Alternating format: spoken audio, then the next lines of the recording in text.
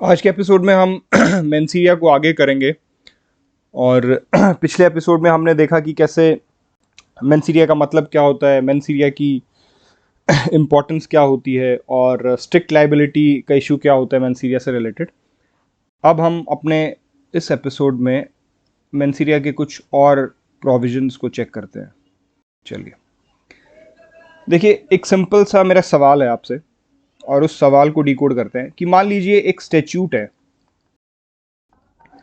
and that statute is silent about requirement of मेंसीरिया। मतलब उस particular statute में या उस पर्टिकुलर प्रोविजन में किसी भी मेंसीरिया की रिक्वायरमेंट है या नहीं है, उस पर साइलेंस है। ठीक है जी। देखिए, तीन तरीके के प्रोविजन हो सकते हैं। उससे पहले मैं आपको ये बता दूं कि जो भी क्रिमिनल ऑफेंस होता है, चाहे वो आईपीसी में हो या किसी और स्टैट्यूट में हो, उस क्रिमिनल एक पर्टिकुलर एक्ट को उस क्रिमिनल ऑफेंस में आने के लिए कुछ इंग्रेडिएंट्स होते हैं जिनको पूरा करना पड़ता है। ठीक है जी। Ingredients 1, ingredients 2, ingredients 3। तो इसमें जो मेन बात होती है वो होती है एक्टर सीरियस, जिसको हम consequence of the human conduct बोलते हैं। मैं अभी आज की क्लास में इसको आगे कराऊंगा, अभी के लिए इतना समझ लीजिए। और दूसरा होता है मेंसीरिया। एक तरीके से देखा जाए तो ये फिजिकल एस्पेक्ट है जो बाहर होगा, और ये मेंटल एस्पेक्ट है। ठीक है। तो अगला सवाल ये है इसमें कि अगर मान लीजिए कोई स्टैट्यूट है जिसमें मेंसीरिया को लेके साइलेंस है, मेंसीरिया को लेके साइलेंस है, तो हम उस पर्टिकुलर स्टैट्यूट या उस पर्टिकुलर प्रोविजंस में मेंसीरिया को लेके क्या करेंगे। अभी तक देखिए, मैंने आपको एक चीज बोली, जब हम स्ट्रिक्ट लायबिलिटी के प्रोविजन कर रहे थे और हमने सेक्शन 361 और बायोगमी का सेक्शन 494 देखा, तो उसमें हमने क्या देखा कि वहां पर इंडियन पिनल कोड में मेंसीरिया का कोई जिक्र नहीं था। वहां पर किसी भी इंटेंशन की कोई बात नहीं कही गई, किसी भी नॉलेज की बात नहीं कही, रीजन टू बिलीव, नेग्लिजेंस, कुछ भी नहीं कहा। चलिए हम दोबारा से उसको देख लेते हैं। आप सेक्शन 361 निकालिए। देखिए, kidnapping from lawful guardianship,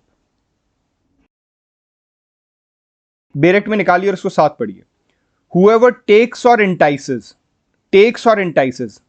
any minor under 16, 18 वो सब छोड़ दीजिए, और any person of unsound mind out of the keeping of the lawful guardianship.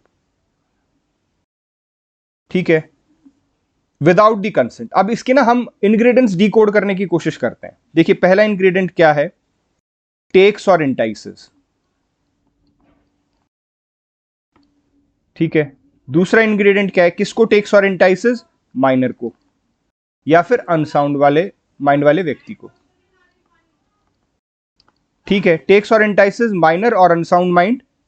ठीक है, कहां से? Out of the keeping of lawful guardian. और चौथा इंपॉर्टेंट है विदाउट कंसेंट। इस लॉफुल गार्जियन की विदाउट कंसेंट आपने किसी माइनर को या अनसाउंड माइंड वाले व्यक्ति को टेक्स या इंटाइस कर लिया है। ठीक है, इसको हम बोलेंगे किडनैपिंग फ्रॉम लॉफुल गार्जियनशिप। अब इसमें एक बात देखिए, क्या कहीं भी किसी इंटेंशन का जिक्र है? क्या किसी नॉलेज का जिक्र है?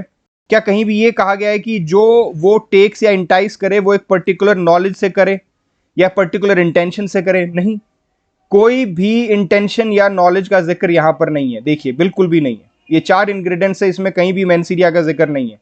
तो हमने क्या कहा? भैया ये स्ट्रिक्ट लायबिलिटी के ऑफेंस हैं। स्ट्रिक्ट लायबिलिटी के ऑफेंस से कहने का मतलब यह है कि अगर आपकी मेंसीरिया नहीं भी है, अगर आपका गिल्टी माइंड नहीं भी है, आप तो भी लायबल हो जाएंगे। तो यहां पर क्या था कि मेंसीरिया बिल्कुल एब्सेंट थी। ठीक है, आई होप ये इंग्रेडिएंट्स और ये सब एब्सेंस का फंडा आप समझ गया। वापस चलते हैं। तो मैं आपको ये बोल रहा हूं कि स्टैट्यूट को हम 3 प्रकार में मोटा मोटा बांट सकते हैं, एक पर्टिकुलर प्रोविजन को। देखिए, उसमें क्या हो सकता है?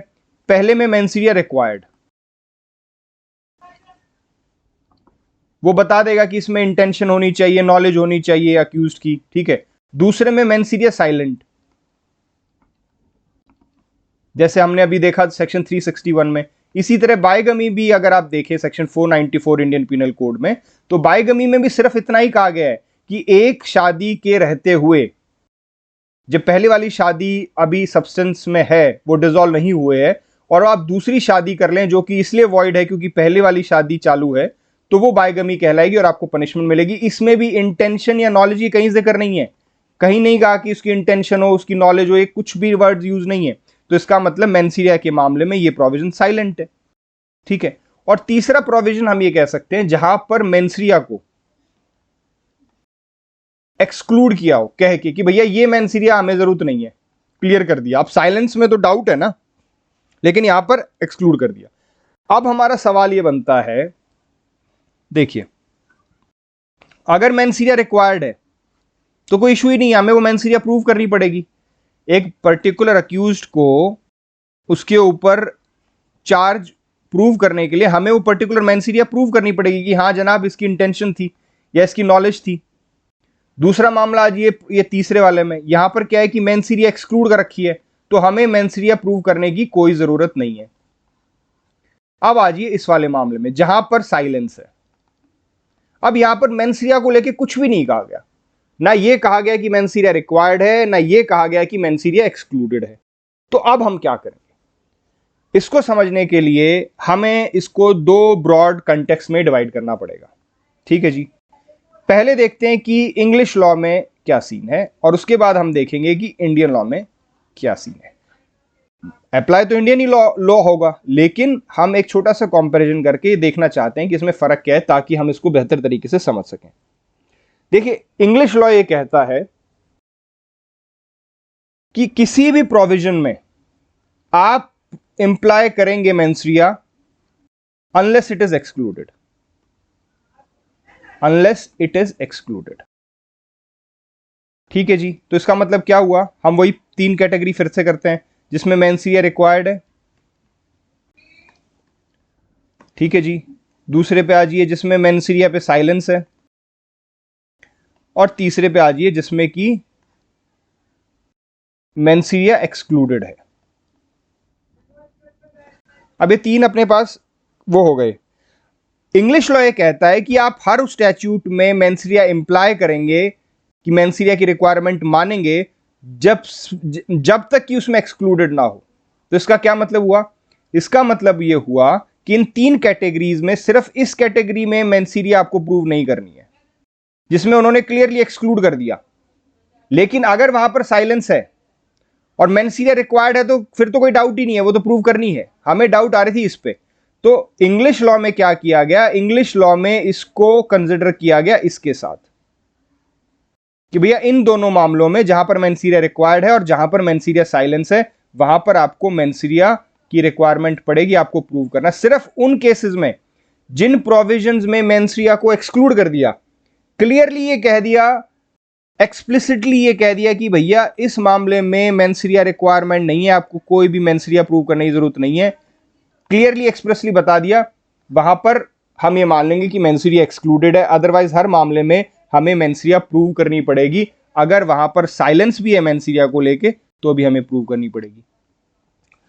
एक मेंस इन रिया से रिलेटेड काफी इंपॉर्टेंट केस है इंग्लिश लॉ का, जो कि बार बार एग्जाम्स में पूछा भी जाता है, शेराज वर्सेस डी रुडजन।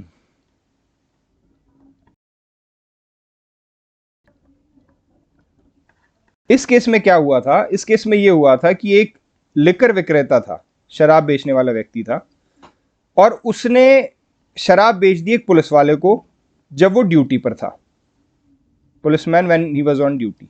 और ये मना किया गया था कि आप ऐसे पुलिस वाले को शराब नहीं बेचेंगे, कोई उनका स्टैच्यूट था, let's not go into that details, लेकिन उस पर्टिकुलर स्टैच्यूट के तहत आप पुलिसमैन ऑन ड्यूटी को शराब नहीं बेच सकते थे, लेकिन उसने बेच दिया। जब इससे पूछा गया लिकर विक्रेता से, भैया आपने क्यों किया, तो इनका कहना था कि जनाब देखिए वहां पर एक रूल था कि जब भी कोई पुलिस वाला ऑन ड्यूटी होता था तो वो आर्म बैंड पहनता था। उस आर्म बैंड से ये सिंबल एक तरीके से माना जाता था कि हाँ ये पुलिस वाला ऑन ड्यूटी है। ये कहता है कि जनाब ये व्यक्ति जब मेरे पास शराब लेने के लिए आया तो इसने आर्म बैंड नहीं पहना हुआ था, और जिस आर्म बैंड ना पहनने के कारण मुझे लगा कि ये ऑन ड्यूटी नहीं है, इसलिए मैंने इसको शराब दे दी, तो मेरी इसमें कोई गलती नहीं है। और जहां तक स्टैच्यूट की बात है, इस पर्टिकुलर स्टैच्यूट में मेंसिरिया की रिक्वायरमेंट को लेकर कंप्लीट साइलेंस थी। कुछ भी नहीं कहा गया था कि नॉलेज होनी चाहिए या नहीं होनी चाहिए। उदाहरण के तौर पर इस लिकर विक्रेता को यह नॉलेज होनी चाहिए या नहीं होनी चाहिए कि व्यक्ति ड्यूटी पर है या नहीं है, तो नॉलेज के मामले में कुछ भी नहीं कहा गया था, वो कंप्लीट साइलेंस था। तो इन्होंने क्या कहा, वही इंटरप्रिटेशन निकाली कि जब तक एक्सप्रेसली मेंसिरिया को एक्सक्लूड ना किया जाए, अगर स्टैच्यूट साइलेंस भी है तो भी आपको मेंसिरिया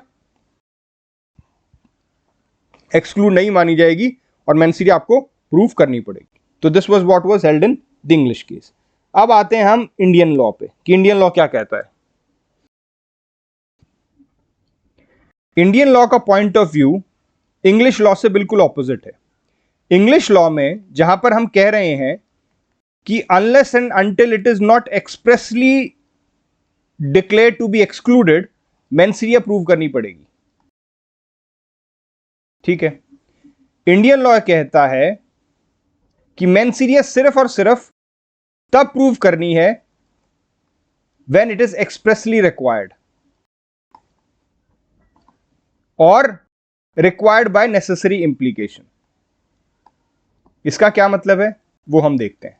required by necessary implication, please bear with my poor handwriting, because इस पैड पे लिखना और ज्यादा मुश्किल हो जाता है। हैंड राइटिंग मेरी इतनी खराब भी नहीं है जितनी इसमें आती है। चलिए क्या कह रहा है ये कह रहा है, मैंने आपको वहीं पे उसी पे चलते हैं। 3 प्रकार के अपने लॉ हैं। मेंसिरिया रिक्वायर्ड, दूसरे में मेंसिरिया साइलेंट, और तीसरे में मेंसिरिया एक्सक्लूडेड। तो भैया जिसमें मेंसिरिया एक्सक्लूड ही कर दी उसमें तो हमें कोई डाउट ही नहीं है, चलो भागो यहां से। कोई मेंसिरिया की प्रूव करने की जरूरत नहीं है, क्योंकि स्टैच्यूट ही बोल रहा है कि कोई मेंसिरिया इसमें आपको प्रूव नहीं करनी। ये है 1 जिसमें कहा गया कि मेंसिरिया रिक्वायर्ड, इसमें भी कोई डाउट नहीं है, रिक्वायर्ड है तो भैया प्रूव तो करनी पड़ेगी। डाउट कहां पर आ रहा था, डाउट आ रहा था मेंसिरिया साइलेंट में। तो इंग्लिश लॉ में हमने देखा, इंग्लिश लॉ में ये कह दिया कि जब तक वो एक्सप्रेसली एक्सक्लूडेड नहीं है तब तक वो प्रूव करनी है। मतलब जहां पर साइलेंस है वहां पर भी आपको मेंसिरिया प्रूव करनी पड़ेगी। लेकिन इंडियन लॉ ये कहता है कि भैया जहां पर मेंसिरिया साइलेंट है वहां पर मेंसिरिया प्रूव करने की कोई जरूरत नहीं है। सिर्फ मेंसिरिया वहां पर प्रूव करनी पड़ेगी जहां पर मेंसिरिया रिक्वायर्ड है, एक्सप्रेसली रिक्वायर्ड है। अगर एक्सप्रेसली रिक्वायर्ड नहीं है तो आप उसको प्रूव मत करें। सबसे बड़ा उदाहरण हमने अभी किया सेक्शन 361 में। देखिए मैं फिर से आपको याद दिलाता हूं। सेक्शन 361 में जब हम किडनैपिंग फ्रॉम लॉफुल गार्जियन कर रहे थे तो हमने देखा कि उस लॉ में, उस पर्टिकुलर प्रोविजन में मेंसिरिया को लेके कोई भी बात नहीं कही गई। इसका मतलब क्या हुआ, स्टैच्यूट साइलेंट हुआ। अब अगर स्टैच्यूट साइलेंट है तो इंडियन लॉ क्या कहता है, इंडियन लॉ कहता है कि अगर स्टैच्यूट साइलेंट है मेंसिरिया की बात को लेके तो भैया मेंसिरिया आपको प्रूव करने की कोई जरूरत नहीं है। मेंसिरिया सिर्फ और सिर्फ तब प्रूव करनी है when the law requires it to be proved. और लॉ कब रिक्वायर करेगा, जब वो एक्सप्रेसली बोलेगा कि हां भैया इस मामले में आपको मेंसिरिया प्रूव करनी है। तो जहां पर साइलेंस है वहां पर भी मेंसिरिया आपको प्रूव करने की कोई जरूरत नहीं है। अब मैंने आपको बोला कि इंडियन लॉ के अनुसार मेंसिरिया सिर्फ और सिर्फ तब प्रूव करनी है when it is expressly required. See I said 2 things. सिर्फ तब प्रूव करनी है when it is expressly required. Expressly required मतलब लिखा हुआ है बाकायदा भैया कि प्रूव करो, इसमें स्टैच्यूट में लिखा हुआ है। और दूसरा क्या है, रिक्वायर्ड बाय नेसेसरी इंप्लीकेशन। ये रिक्वायर्ड बाय नेसेसरी इंप्लीकेशन क्या है और ये हम किस तरीके से जानेंगे। तो रिक्वायर्ड बाय नेसेसरी इंप्लीकेशन के टेस्ट को हम 2 स्टेप्स में कर सकते हैं। स्टेप 1 क्या होगा इसका, मैं आपको बताता हूं। स्टेप 1 ये कहता है सबसे पहले उस पर्टिकुलर प्रोविजन का या उस पर्टिकुलर स्टैच्यूट का आप पर्पस निकालिए कि उसका पर्पस क्या है। देखिए जब भी हम कानून बनाते हैं तो उसका कुछ पर्पस होता है ना। मान लीजिए हमने थेफ्ट को ऑफेंस बनाया तो हमारा पर्पस क्या था, थेफ्ट को रोकना था, इसलिए तो हमने उसको कानूनी जुर्म बनाया। तो हर प्रोविजन का, हर स्टैच्यूट का एक पर्पस होता है। तो स्टेप वन में आप क्या करेंगे, स्टेप वन में आप ये देखिए कि उस पर्टिकुलर स्टैट्यूट या उस पर्टिकुलर प्रोविजन का पर्पस क्या है। ये जब आपने चेक कर लिया तो आप आ जाइए स्टेप टू पर। स्टेप टू ये कहता है कि अब आप ये देखिए कि अगर इस पर्टिकुलर प्रोविजन को हम ये माने कि इसमें मेंसीरिया रिक्वायर्ड है, और ये वो स्टैट्यूट है जहां पर साइलेंट है, जहां पर रिक्वायर्ड उन्होंने लिख दिया वहां पे तो रिक्वायर्ड ही है। तो स्टेप टू में हम ये देखेंगे कि क्या हम अगर ये मान लें साइलेंट वाले प्रोविजन में हम ये मान लें कि इसमें मेंसीरिया रिक्वायर्ड है, तो क्या ये मानने से उसके पर्पस पे कोई फर्क पड़ेगा? क्या उसका पर्पस डिफीट तो नहीं हो जाएगा? भाई अगर उस पर्टिकुलर प्रोविजन में हम ये मान के चलें कि मेंसीरिया प्रूव करना जरूरी है, तो क्या उस पर्टिकुलर प्रोविजन का पर्पस डिफीट तो नहीं हो जाएगा? एग्जाम्पल देता हूं, उससे और ज्यादा आपको क्लैरिटी आएगी। देखिए एग्जाम्पल ये कहता है कि एक फ्लाइट जा रही थी जूरिच से लेके मनीला तक, ठीक है जी। इसमें एक व्यक्ति बैठे थे और ये कुछ समय के लिए फ्लाइट इंडिया में भी लैंड हुई।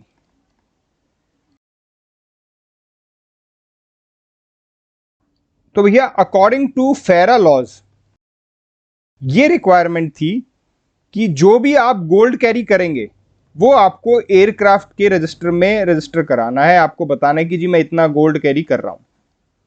कुछ ही दिन पहले, ये फेरा एक्ट तो था ही, लेकिन कुछ ही दिन पहले आरबीआई ने फर्दर गाइडलाइंस निकाली, और आरबीआई ने गाइडलाइंस निकालते हुए कहा कि भैया जो गोल्ड आपकी बॉडी पर है उसका ब्यौरा भी आपको उस रजिस्टर में देना है। सिर्फ वो गोल्ड नहीं जो आपके ब्रीफ केस में है, आपके बैग में है, आपके पर्स में, सिर्फ वो गोल्ड नहीं, जो आपकी बॉडी पर भी है उस गोल्ड का ब्यौरा भी आप देंगे, ठीक है जी। और वो रजिस्टर में आपको नोट करवाना है। अब हुआ क्या, ये मिस्टर एक्स जो जा रहे थे इनको पकड़ा गया और ये देखा गया कि इन्होंने एंट्रीज नहीं की रखी अपने गोल्ड की जो इनकी बॉडी पे था, और बॉडी पे काफी गोल्ड था। अब मिस्टर एक्स का ये कहना है कि जनाब मेरी इंटेंशन नहीं थी कि मैं डिसऑबे करूं लॉ को, मेरी इंटेंशन थी नहीं। अब सवाल ये उठता है कि जब हम फेरा लॉ को देखते हैं जिसमें उनका प्रोसिक्यूशन होगा, तो भैया उसमें मेंसीरिया की कोई बात ही नहीं कही गई कि मेंसीरिया चाहिए या नहीं चाहिए। तो जनाब मिस्टर एक्स तो कह रहे हैं कि मेरी इंटेंशन नहीं थी। तो अब कोर्ट को यह देखना है कि क्या इसमें इंटेंशन प्रूव करनी जरूरी है, या सिर्फ इतना प्रूव करना जरूरी है कि उसने गोल्ड की एंट्रीज नहीं कराई और उसके पास गोल्ड मिला है। अगर इंटेंशन प्रूव करना जरूरी, तो इसका क्या मतलब हुआ कि मेंसीरिया प्रूव करना पड़ेगा। अब आप एक बात सोचिए, अगर हम यहां पर मैं दोबारा से बोल रहा हूं कि यहां पर लॉ साइलेंट था, यहां पर लॉ मेंसीरिया को लेके साइलेंट था, जो फेरा लॉ था वो साइलेंट था। तो कोर्ट के सामने वही सवाल आया कि भैया अब हम इसको मेंसीरिया माने इसमें या ना माने। तो हम नेसेसरी इंप्लीकेशन का फंडा अप्लाई कर रहे हैं, जो मैं आपको कह रहा था कि पहले हम देखेंगे पर्पस क्या है। तो फेरा का पर्पस क्या था कि जितनी भी स्मगलिंग थी गोल्ड की या फॉरेन एक्सचेंज को लेके जितने भी उस समय करप्ट प्रैक्टिसेस थी उनको रोकना था, ठीक है। अगर हम पर्पस क्या है, to stop all these foreign exchange related corruption, smuggling etcetera, ठीक है। और अगर हम मेंसीरिया इसमें इंक्लूड कर दें, मान लीजिए इंटेंशन कर दें, तो हर आदमी क्या कहेगा आके, जी मेरी इंटेंशन नहीं थी, तो गलती से हो गया जी, मेरे जी इसमें जो गोल्ड मिला वो मेरी नॉलेज में नहीं था, या मेरी नॉलेज में ये लॉ नहीं था। तो कुछ भी इस तरीके का लेके प्ली कर सकता है। और अगर वो ऐसी प्ली करता है तो होगा क्या कि जो पर्पस है फॉरेन एक्सचेंज के करप्ट प्रैक्टिस को रोकने का, उस पर्पस को डिफीट कर दिया जाएगा। तो इसलिए कोर्ट ने यह कहा कि भैया अगर मेंसीरिया आप इंक्लूड करते हैं उस प्रोविजन या स्टैट्यूट में जिसमें मेंसीरिया को लेके साइलेंस है, और वो मेंसीरिया पर्पस डिफीट कर रहा है उस एक्ट का, तो हम मेंसीरिया को नहीं मानेंगे। यह मान लिया जाएगा कि भैया मेंसीरिया नेसेसरी इंप्लीकेशन के कारण जरूरत नहीं है। तो इस केस में भी यही माना गया कि भैया यहां पर हम स्ट्रिक्ट लायबिलिटी मानेंगे, और फेरा रिलेटेड मामलों में मेंसीरिया प्रूव करने की कोई भी जरूरत नहीं है। तो आई hope this is clear. The Indian law clearly states that menseria, if silent, only requires to be proved if expressly required or required by necessary implication. जबकि इंग्लिश लॉ इससे बिल्कुल उल्टा, इंग्लिश लॉ ये कहता है कि जब तक मेंस प्रूव करनी पड़ेगी जब तक कि एक्सप्रेसली एक्सक्लूड ना हो। अगर साइलेंस है तो भी आपको मेंस प्रूव करनी पड़ेगी, और इंडियन लॉ कहता है कि अगर साइलेंस है तो आपको मेंस प्रूव नहीं करनी पड़ेगी। तो इसको बिल्कुल मैं लास्ट में कंक्लूड कर देता हूं to simplify it further. Indian law says कि अगर मेंस को लेके साइलेंस है तो आपको मेंस प्रूव करने की जरूरत नहीं है। हां, अगर नेसेसरी इंप्लीकेशन कहते हैं कि प्रूव करो, फिर आपको प्रूव करने की जरूरत है, फिर हम वो नेसेसरी इंप्लीकेशन का टेस्ट लेंगे कि भैया इसमें मेंस प्रूव होनी चाहिए नहीं होनी चाहिए। इंग्लिश लॉ क्या कहता है? इंग्लिश लॉ ये कहता है कि अगर साइलेंस है तो भैया मेंस प्रूव करनी पड़ेगी आपको। It is as simple as that. I hope this is clear. चलिए हम मेंस से रिलेटेड कुछ एग्जांपल्स देखते हैं। तो आप अपना बेरेक निकालिए and take out section 378 theft. ठीक है, इसमें हम इंग्रेडिएंट्स डिकोड करने की कोशिश करते हैं और देखते हैं कि इसमें मेंस रिक्वायर्ड है भी या नहीं है, और अगर रिक्वायर्ड है तो कौन सी रिक्वायर्ड है। ठीक है, तो क्या कहता है? ये कहता है whoever intending to take dishonestly, देखिए आ गया intending to take dishonestly any movable property. कौन सी प्रॉपर्टी होनी चाहिए? मूवेबल प्रॉपर्टी होनी चाहिए। Out of the possession of any person without the person consent, उस व्यक्ति की कंसेंट नहीं हो, मूव्स दैट प्रॉपर्टी। इसके इंग्रेडिएंट्स ब्रेक किए हैं मैंने आपके लिए, उनको चेक करते हैं। देखिए हो क्या रहा है कि ये इसके इंग्रेडिएंट्स हैं। अब बारी बारी हम इसको देखते हैं। सबसे पहला इंग्रेडिएंट है कि आप मूव करें। क्या मूव करें? Movable property. इसका मतलब थेफ्ट में सिर्फ मूवेबल प्रॉपर्टी इन्वॉल्व होगी, इमूवेबल प्रॉपर्टी थेफ्ट में नहीं आएगी। और कहां से मूव करनी है? Out of the possession of any person. जिस व्यक्ति के पास उसका पोसेशन है, उस व्यक्ति के पोसेशन से आपको प्रॉपर्टी मूव करनी है। ठीक है जी। अब इसने शब्द यूज किया पोसेशन। ओनर बेशक ना हो, उसके पोसेशन में होनी चाहिए। Even if this person is not an owner, it is fine, it should be in the possession. ठीक है जी, आगे चलते हैं। ये जो मूवमेंट की है आपने उस मूवेबल प्रॉपर्टी की, विदाउट कंसेंट होनी चाहिए। उस व्यक्ति के जिसके पास वो पोसेशन है उससे आपने कोई कंसेंट नहीं ली है। ठीक है जी, ये तो हो गया इसका एक्टस रियस का पार्ट। अब आता है मेंस रिया। मेंस रिया क्या कहता है कि इंटेंशन, जब आप मूव कर रहे हैं उसको, when you are moving that particular property, उस समय आपकी इंटेंशन क्या होनी चाहिए कि आप उसको डिसऑनेस्टली लें। डिसऑनेस्टली का मतलब क्या है? अब आइए सेक्शन 24 पे। सेक्शन 24 निकालिए आप।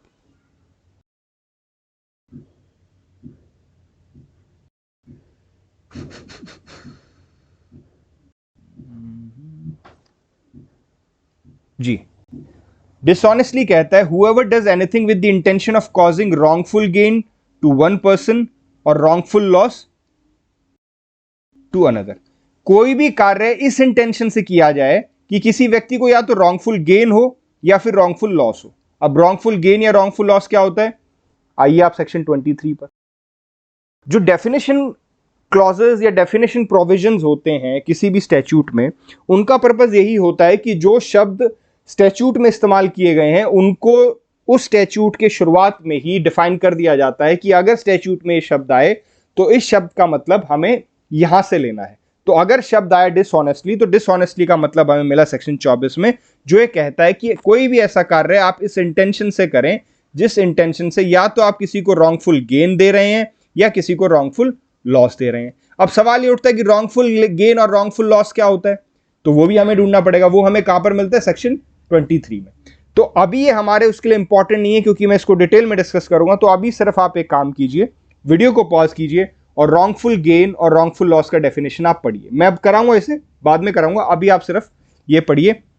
पढ़ने के बाद वीडियो को दोबारा से प्ले कीजिएगा और फिर चलते हैं हम थेफ्ट के उस कॉन्सेप्ट को जिसको हम समझने की कोशिश कर रहे थे। ठीक है, तो अब हमने इसमें देखा कि भैया मेंस रिया रिक्वायर्ड है क्लियरली और कहती है कि इंटेंशन होनी चाहिए।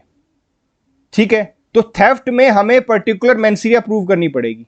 अगर मान लीजिए किसी अक्यूज को आपने पकड़ लिया और उस अक्यूज को पकड़ने के बाद आप उसकी मेंस रिया प्रूव नहीं कर पा रहे, मतलब उसने जो मूव किया है, मान लीजिए ये मिस्टर एक्स हैं, इनकी एक किताब है ये, और ये मिस्टर वाई ने इनके पोसेशन से मूव कर दी, तो सिर्फ मूवमेंट प्रूव करना सफिशिएंट नहीं होगा थेफ्ट के लिए।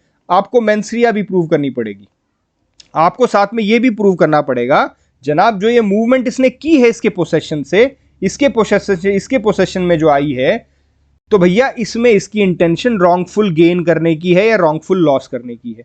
भाई हो सकता है ये किताब इसके लिए बहुत बेशकीमती हो, तो रॉन्गफुल लॉस क्या होगा कि इसका लॉस हो जाए, और हो सकता है ये किताब इतनी महंगी मिलती हो कि भैया ये इसको बेच के कुछ पैसे कमाना चाहते हैं, तो दोनों चीज हो गई, इसको रॉन्गफुल गेन हो गया, सॉरी इसको रॉन्गफुल लॉस हो गया और इसको रॉन्गफुल गेन हो गया। तो कुल मिलाकर हमें थेफ्ट के मामले में मेंसरिया की रिक्वायरमेंट पड़ेगी। जब तक हम अक्यूज्ड का मेंसरिया प्रूव नहीं करेंगे तब तक वो थेफ्ट के लिए लायबल नहीं होगा। अब इसीलिए आप अपने सेक्शन 378 में इलस्ट्रेशंस दी गई हैं, उस इलस्ट्रेशन में आप निकालिए illustration P and read that illustration.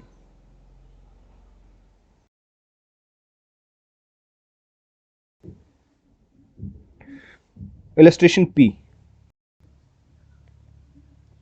मैं निकाल रहा हूं, तब तक आप एक बार उस इलस्ट्रेशन P को पढ़ लीजिए, वीडियो को पॉज करके पढ़ लीजिए वो क्या कहना चाह रहा है, फिर अपना कॉन्सेप्ट बिल्कुल क्लियर हो जाएगा। इलस्ट्रेशन P कह रहा है ए इन गुड फेथ। देखिए क्या कह रहा है, A in good faith.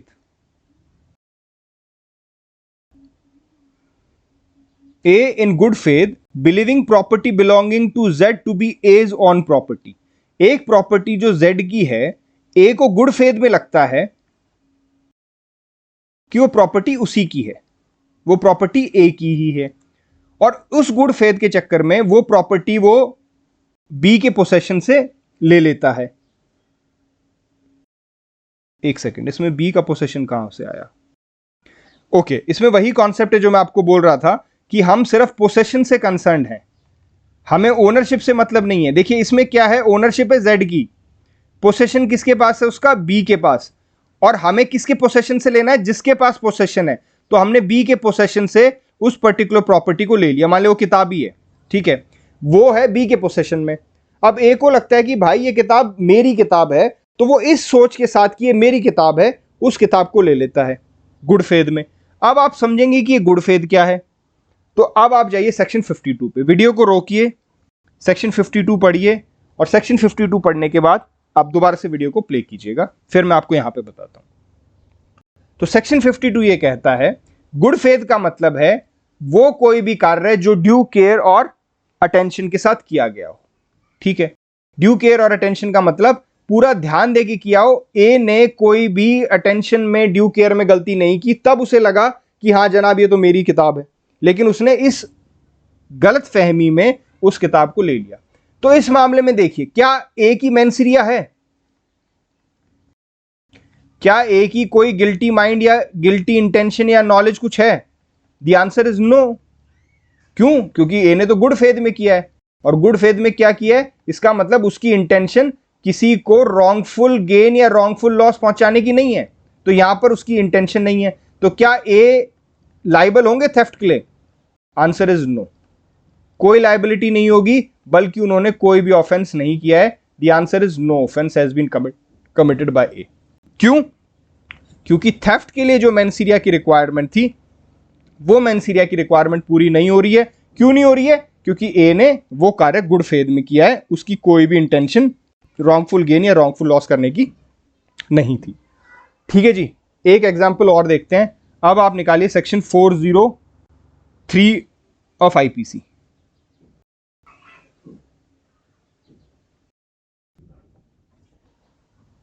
Section 403 बात करता है डिसहॉनेस्ट मिस एप्रोप्रिएशन ऑफ प्रॉपर्टी। ठीक है, अब देखते हैं इसके इंग्रेडिएंट्स क्या है। हुएवर डिसऑनेस्टली, इसको मार्क कर लीजिए, इसका मतलब मेंसरिया की रिक्वायरमेंट आ गई ना। डिसऑनेस्टली का मतलब क्या था? इंटेंशन किसी को नुकसान पहुंचाने की, रॉन्गफुल गेन, रॉन्गफुल लॉस करने की, या किसी के लिए रॉन्गफुल गेन करने की। ठीक है। मिस एप्रोप्रिएट्स और converts to his own use any movable property, कोई मूवेबल प्रॉपर्टी है जिसको वो या तो कन्वर्ट करता है या मिस एप्रोप्रिएट करता है अपने खुद के यूज के लिए। और मेंसरिया क्या रिक्वायरमेंट है? डिसऑनेस्टली। डिसऑनेस्टली कौन सी मेंसरिया होती है? Intention to cause wrongful gain और रॉन्गफुल लॉस। ठीक है जी, तो इस मामले में भी सेक्शन 403 में भी अक्यूज्ड को आप जब तक लाइबल नहीं कर सकते हैं जब तक कि आप उस मामले की मेंसरिया प्रूव ना कर दें जो कि 403 में रिक्वायर्ड है। और 403 में रिक्वायर्ड मेंस एरिया क्या है कि भैया वो जो कार्य करे वो डिसऑनेस्टली करे। डिसऑनेस्टली का मतलब क्या है? Intention to cause wrongful gain और टू रॉन्गफुल लॉस। ठीक है, अब इसका एक एग्जांपल देखते हैं जहां पर एब्सेंस ऑफ मेंस एरिया के कारण अक्यूज की लायबिलिटी नहीं बनेगी। आप निकालिए इलस्ट्रेशन सी, 403 में इलस्ट्रेशन सी। देखिए क्या कहता है इलस्ट्रेशन सी, पढ़िए आप उसको। इलस्ट्रेशन ये कहता है कि A and B joint owners हैं हॉर्स के। A takes the horse out of B's possession intending to use it. Here, as A has a right to use the horse, he does not dishonestly misappropriates. जब कोई दो व्यक्ति एक horse के joint owners हैं और ये व्यक्ति इसको ले जाता है, इस घोड़े को, और इस घोड़े का इस्तेमाल करता है, तो भैया इस घोड़े का इस्तेमाल वो किसी डिसऑनेस्ट इंटेंशन से नहीं कर रहा है, वो इसको डिसऑनेस्टली मिसअप्रोप्रिएट करने के लिए नहीं कर रहा है। वो किस लिए कर रहा है? क्योंकि वो भी उसका जॉइंट ऑनर है, तो वो उसका यूज कर सकता है। ठीक है, लेकिन यहीं पर मान लीजिए वो उस घोड़े को बेच देता है और सारा जितना भी पैसा उसके पास आया है वो सारा अपने पास ले जाता है, तो क्या उसकी इंटेंशन गिल्ट हो गई? क्या उसका मेंस एरिया आ गया? यस, क्योंकि अब उसने क्या किया, आधा हिस्सा जो उसके पार्टनर का बनता था उस आधे हिस्से को भी वो डिसऑनेस्टली मिसअप्रोप्रिएट कर रहा है। उसकी इंटेंशन ये है कि उसको रॉन्गफुल गेन हो जाए और उसके पार्टनर को रॉन्गफुल लॉस हो जाए, तो वहां पर इंटेंशन आ गई। लेकिन अगर वो सिर्फ यूज करने के लिए लेके जाता है तो यूज करने का तो भैया उसका अधिकार है बराबर का, वहां पर वो उसको डिसऑनेस्टली मिसअप्रोप्रिएट नहीं कर रहा है। तो अगर सिर्फ यूज करेगा देयर इज नो ऑफेंस, लेकिन अगर उसको बेच देगा तो फिर 403 का ऑफेंस हो गया, क्योंकि आपकी मेंस एरिया यहां पर प्रूव हो गई। आई होप दिस इज क्लियर। अब हम आते हैं अगले टॉपिक पे, और अगला टॉपिक थोड़ा सा कंफ्यूजिंग है। थोड़ा सा कंफ्यूजिंग इसलिए है क्योंकि मैंने जितने भी ज़्यादातर लोगों से बात की है वो इसके मतलब को मिसअंडरस्टैंड करते हैं। तो मुझे बहुत ज़्यादा क्लैरिटी लॉ स्टूडेंट्स में और इवन एडवोकेट्स में भी इस कॉन्सेप्ट को लेकर नहीं मिली है, तो इसलिए मैं थोड़ा सा इसे कंफ्यूजिंग मानता हूँ। लेकिन बहुत सिंपल कॉन्सेप्ट है एंड आई होप आप ये कॉन्सेप्ट मैं आपको क्लियर कर पाऊँगा। देखिए सीन क्या है। अब हम आते हैं, हमने मेंस एरिया समझ लिया है, और एक कलर बहुत ही गंदा है इसलिए हमें कलर चेंज करना पड़ेगा। सबसे पहले which colour shall I take? Let's take same old black. देखिए हम मेंस एरिया समझ चुके हैं। अब हमें समझना है कि एक्टस रियस क्या होता है। देखिए जो मिसअंडरस्टैंडिंग एक्टस रियस को लेके वो ये है कि एक्टस रियस को समझा जाता है ह्यूमन कंडक्ट।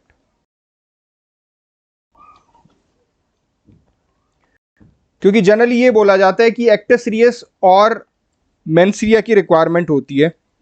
तो ये तो हो गया कंडक्ट जो कि फिजिकल बाहर दिखेगा, और ये हो गया माइंड का गेम जिसको हम बोलते हैं गिल्टी माइंड। ठीक है, लेकिन एक्टस रियस का मतलब कंडक्ट नहीं होता है, और मैं आपको एक एग्जाम्पल के माध्यम से प्रूव करूंगा कि ये कंडक्ट क्यों नहीं होता है। In fact there is nothing to prove in this. In fact जो मेजॉरिटी ऑफ द पीपल जो इसे कंडक्ट बोलते हैं वो उसको समझ नहीं पा रहे हैं। एक्टस रियस का मतलब है कॉन्सिक्वेंस ऑफ ह्यूमन कंडक्ट। देखिए मैं समझाता हूं आपको। ए है वो बी को चाकू मार रहे हैं, ठीक है जी, वो चाकू से इसको स्टैब कर रहे हैं। ये इसकी चाकू, तलवार मान लीजिए, तलवार मार रहे हैं, ठीक है। अब तलवार मारना क्या है? तलवार मारना है कंडक्ट, लेकिन उस तलवार का, उस कंडक्ट का, ह्यूमन कंडक्ट का कॉन्सिक्वेंस क्या है? कॉन्सिक्वेंस है डेथ। तो जो एक्टस रियस है वो हिटिंग तलवार नहीं है, स्टैबिंग तलवार नहीं है, वो क्या है? Causing death. ठीक है, उदाहरण के तौर पे अगर हम सेक्शन 299 कल्पेबल होमिसाइड की बात करें, सेक्शन 299 निकालिए आप।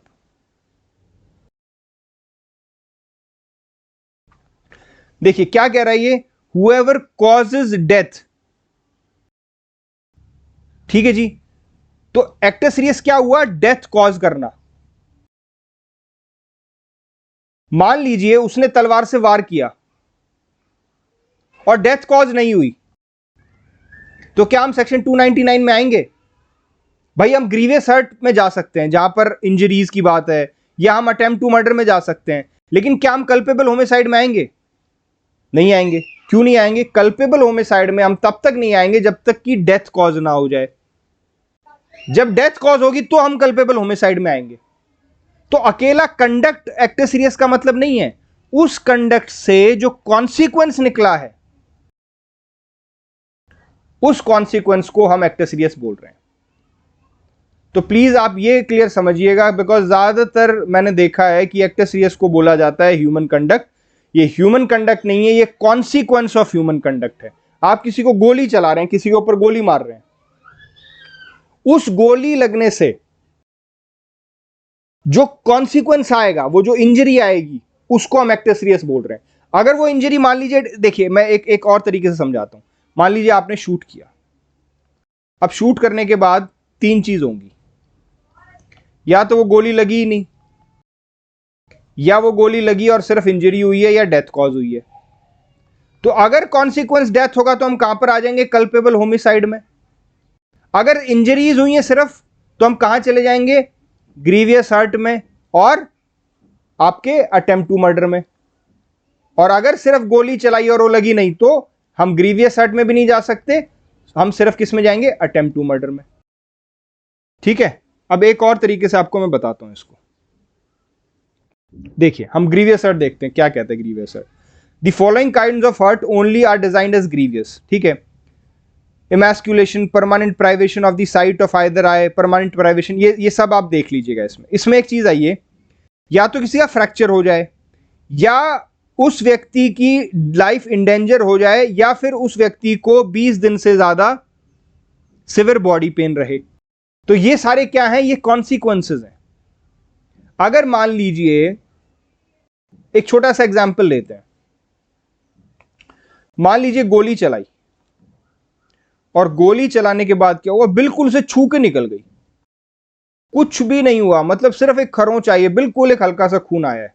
तो क्या इमैस्कुलेशन हुआ? नहीं हुआ। साइट पे, आई साइट पे फर्क पड़ा? नहीं पड़ा। ईयर पे कोई फर्क पड़ा? नहीं पड़ा। जॉइंट या मेंबर नहीं गया। Member of power of any member और जॉइंट परमानेंट इंपेयरिंग नहीं हुई। हेड या फेस का डिसफिगरिंग नहीं हुआ। फ्रैक्चर और डिसलोकेशन हुआ? नहीं हुआ जी। इंडेंजर लाइफ हुई? नहीं हुई। और which causes the suffer to during the space of 20 severe body pain? 20 दिन तक उसे बॉडी पेन भी नहीं रहा, क्योंकि बिल्कुल मामूली सी छू के गई है उसको, और वो मान लीजिए एक हफ्ते में ही ठीक हो गया, 1 वीक। ठीक है, तो और वो उसके बाद बिल्कुल ठीक हो गया। तो क्या हुआ कि जो कॉन्सिक्वेंस था, उसने ग्रीवियस हर्ट की रिक्वायरमेंट को पूरा नहीं किया। तो हम किस में ले जाएंगे इसको? हार्ट में ले जा सकते हैं। और क्योंकि गोली चली है तो अटेम्प्ट टू मर्डर में भी जा सकता है। लेकिन ग्रीवियस हर्ट का कॉन्सिक्वेंस नहीं पूरा हो रहा। जैसे कल्पेबल होमिसाइड का कॉन्सिक्वेंस रिक्वायर्ड क्या है? डेथ। जब तक डेथ कॉज नहीं होगी, जब तक हम कल्पेबल होमिसाइड में नहीं जा सकते।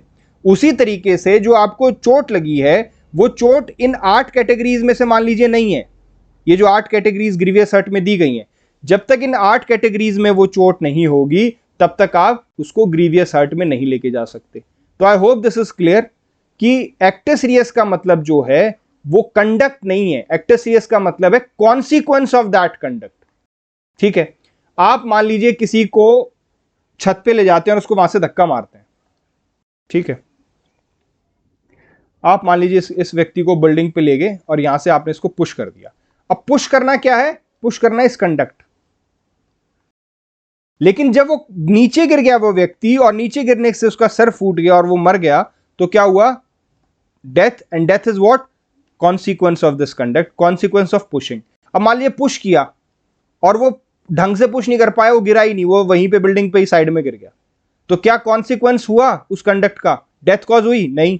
तो क्या पुश करने से हम उसे 299 में ले आएंगे? नहीं लाएंगे, क्योंकि 299 में तभी लेके आएंगे जब डेथ कॉज होगी। तो आई hope this is clear. Act serious का मतलब है कॉन्सिक्वेंस ऑफ ह्यूमन कंडक्ट, और इसका मतलब सिंपली कंडक्ट नहीं है। तो with this we end this episode, और अगले एपिसोड में मिलते हैं, स्टेजेस ऑफ क्राइम को डिस्कस करेंगे। चलिए, टेक केयर, बाय।